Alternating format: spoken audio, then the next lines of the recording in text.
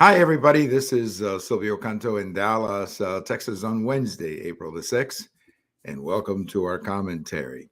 We're going to talk about a few things today, but I want to begin with what just happened in Kenosha, Wisconsin. You may be familiar with Kenosha, Wisconsin. Well, I am because I lived in Milwaukee as well as Madison, but Kenosha is a quiet little area in Wisconsin. It became very famous about a year ago when they had incidents between the police and some of the people who were protesting.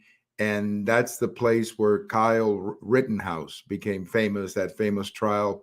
He was eventually found not guilty in that town. And Kenosha, all of a sudden, was in the news quite a bit. Well, they had an election on Tuesday in Kenosha. It was a local election, and the Republicans did very well. And that's surprising because that's an area where the Democrats had been in power for quite some time. In fact, the mayor of Kenosha, I think they call him county executive. I may be wrong on that, but the mayor of Kenosha, for the first time in like 60 years, is a Republican. Now, I think what's happening, whether it's in Kenosha or in many of these school board meetings and elections that you're seeing from coast to coast where the conservatives are winning, I think what's happening is called energy. Clearly, the energy right now is with the conservative Republican base. They're the ones who are ready to turn out, ready to vote, and you're seeing it in Kenosha, and you're seeing it all the school board meetings or elections across the country. So obviously, that's not a good sign for the Democrats because midterms are all about energy and enthusiasm. And when you see what just happened in Kenosha, you have to feel a little bit worried if you're a Democrat. That was not a good day for the Democrats in an area that they've been winning for quite some time. So I think it's all about enthusiasm. I really do. I think it's all about enthusiasm and energy. And right now, there's no question about it that the energy is on the Republican side or the conservative side. In the case of Kenosha, I think a lot of it had to do with people who are just fed up with the crime. They're just fed up with crime. They're fed up with, the way the criminals have turned many of our cities and many of our streets into, just nothing but criminal incidents one after another. I also think that a lot of people are fed up with the way the police is being treated because, all the polling data shows that the American people support the police. They don't support this garbage about defunding the police. And I think a lot of that is showing up in these elections that we're seeing local elections. That's the important point to remember here. These are local elections where I believe the conservative side is really showing up to vote. So we'll keep an eye on that. There's also, by the way, going to be a special election in South Texas because a Democrat congressman has decided to leave the House. I guess he's going to take on another job. So there's an opening down there, and the possibility of that district flipping Republican is actually quite strong. So that's another one that we're going to keep an eye on. If you've been watching the news, if you've been following the news, you know that Title 42 is very much in the news. Excuse me. The Biden administration wants to eliminate Title 42. Title 42, to make a long story short, is basically a piece of legislation that the Trump administration used to control the border problem by keeping out people in the middle of a pandemic. And it worked out pretty well for the border. Every person you talk to on the border, especially Border Patrol people, the ones who actually have to do the job, they overwhelmingly want Title 42 to stay on the books. The Biden administration is threatening to remove Title 42 by the end of May or something like that. Well, interesting thing is developing because more and more Democrats are signing on to the idea that they don't want to see Title 42 removed. The latest is Senator Kelly from Arizona. He's up for re-election this year, of course.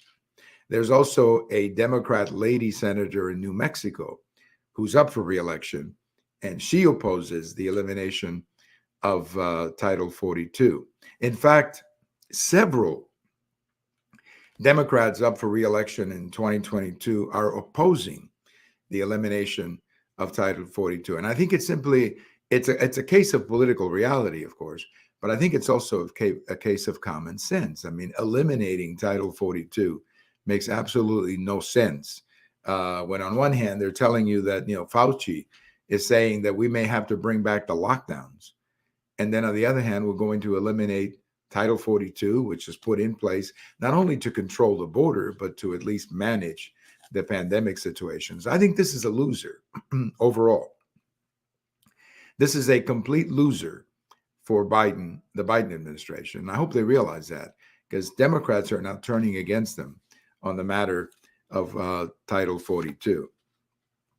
Now, by now, you probably know that three Republicans, Senator Collins of Maine, Senator Murkowski of Alaska, and Senator Romney of Utah, are going to end up voting in favor of the Supreme Court nominee. Now, a lot of people are very angry about this. I certainly understand Susan Collins. She represents a very liberal state. Murkowski, I'm not exactly clear, because Alaska is not a liberal state. And Romney, I don't know. I don't know, because he represents a very conservative state. But as I said at the very beginning of this nomination process, I don't like this nominee. I think she has a record of being very soft on criminals. I think that's very clear. But at the same time, she's going to get in, because all you need is 50 Democrats and she's in. So I think my sense is, let's get this over with. It's not going to have any impact on the Supreme Court, because she will simply replace a liberal judge. Not going to have any impact on the ideological makeup of the court. It's still going to be 6-3 favoring the conservatives. And frankly, this is a battle that is not worth fighting. You make your points. I think the GOP senators made excellent points during the nomination process. And when they were doing the confirmation hearings, I thought they made excellent points. And I think the questions from Senator Cruz and some of the others were absolutely excellent. But it's over. Let's get her in there, and there's bigger fish to fry. And there are things that, frankly, are a heck of a lot more important, considering the midterm elections coming up in November. So I just think this is one that we need to put away and just forget about it, and fight battles that are more significant, particularly with the economy and Title 42 on the border. I think that's going to be the big issue, that whole question of Title 42 on the border. Well, I have a post over at the American Thinker today. You can see it on this page where you follow my videos, or you can see it on my blog. And it has to do with Elon Musk and his involvement with Twitter. Now, we talked a little bit about this yesterday. I believe that Elon Musk, this is, by the way, if you don't know who he is, he's the founder or the owner of Tesla. I'm not sure if he's the owner or the founder, but obviously he is the CEO and has made a lot of money because of it. And Elon Musk became a real critic of Twitter, saying that if Twitter wants to represent itself as a forum for free speech, it cannot restrict free speech. So he's gotten involved. He has a significant portion of the shares of the company. He's on the board of directors, and I think he's completely sincere in what he's saying. And, we know Elon Musk for the electric car, the Tesla, but I think if he is able to change Twitter and make Twitter more a forum of ideas rather than a place for criticizing Trump, if he's able to do that, I think that would be his major contribution to our country. And it would actually help out Twitter, because it would bring back people like me who walked away because it was, nothing but a double standard when it came to censorship. So I hope that Elon Musk goes in. I hope he cleans up Twitter. And I hope that we can once again have Twitter as a forum for honest debate. As I've said many times, if you don't like an opinion, you don't have to read it. If you don't like somebody, you don't have to follow them. So it's not like anybody is forcing you to agree or disagree with anything. Everybody puts their ideas, and, you can go from there. You don't like them, delete them. You don't want to follow somebody, don't follow somebody. It's that simple. But at least there is an exchange of ideas. There's an open exchange of ideas, and I think that's good for all when ideas are exchanged in a forum of that nature. So I think the big question everybody's asking is President Trump going to be put back on Twitter? That's a fascinating question. I don't know. I don't know. But frankly, given the state of the country right now, I don't think Twitter is one of President Trump's major concerns. I think the whole country right now is realizing what a terrible presidency we have, or terrible president we have in Joe Biden. And whether he comes back to Twitter or doesn't, I'm not sure that's going to make much of a difference, particularly in the price of gasoline and the situation on the border, the two issues that are really, really creating a lot of problems in the country for President Biden. Let me talk a little bit about Hunter Biden. There was an excellent article that came out by Jonathan Turley. Jonathan Turley is a professor, law school, I think it's George Washington Law School. He's a very prestigious judge, very prestigious professor, a man who usually speaks correctly and directly. And he was on television here in the last couple of days, and he was basically saying that there is a problem in these in this laptop for Hunter Biden and potentially for President Biden. And he is calling on the Attorney General to appoint an independent counsel, somebody who could look at this without, being from one side or the other. I think that's a good idea. I think the Attorney General should appoint an independent counsel to investigate this, and let's find out what happened. As I told you before, I don't know what happened. I suspect some things, but I would rather see a report, and I would rather see a final report before I say this happened or that happened. So I think the Attorney General should appoint an independent counsel. The country deserves to know whether or not the Biden family was profiting from these relationships. If they were not, fine.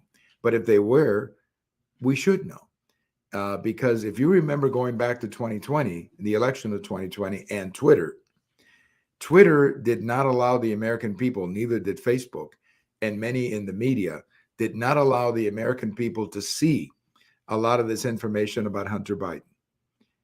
And I think that was a huge mistake on the part of the media. And I think it's time to correct that by at least telling the American people what happened. Whether there was corruption or no corruption, I think the American people need to know that. Thank you for watching. Thank you for listening. And if today's your birthday, happy birthday. Have a wonderful day, and we'll talk to you the next time. This is Silvio